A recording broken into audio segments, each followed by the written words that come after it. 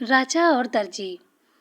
राजा साहब अपनी सादगी भरी पोशाक में अपने विश्वास पात्र मंत्री के साथ गांव की ओर बढ़ रहे थे।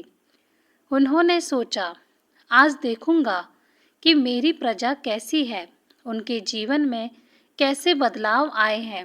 राजा साहब का कुर्ते का बटन अचानक टूट गया। चिंता के साथ अचानक राजा ने मंत्री से कहा, हमें एक दर्जी की आवश्यकता है।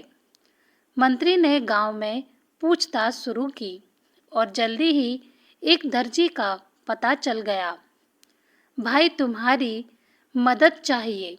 राजा साहब का बटन टूट गया है, पर ध्यान रहे यह बात कोई और ना जाने। मंत्री ने उसे समझाया। दर्जी एक साधारण लेकिन ईमानदार व्यक्ति सहर्ष से तैयार हो गया।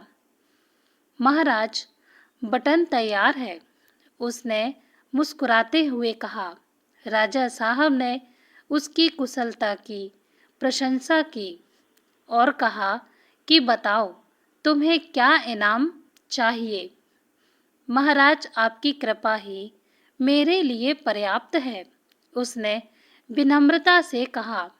फिर सोचकर बोला, अगर आप कुछ देना चाहें तो आपकी मर्जी है।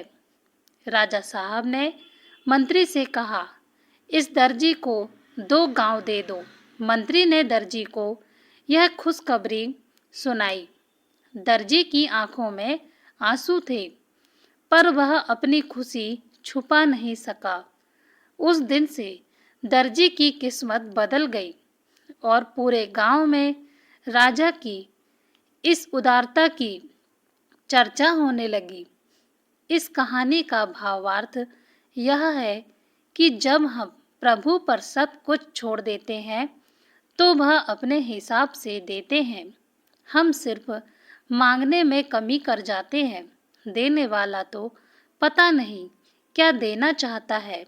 इसलिए सदैव अपनी संपूर्ण आस्था और विश्वास एक सर्वशक्तिमान परमात्मा के ऊपर ही हमेशा बनाए रखें।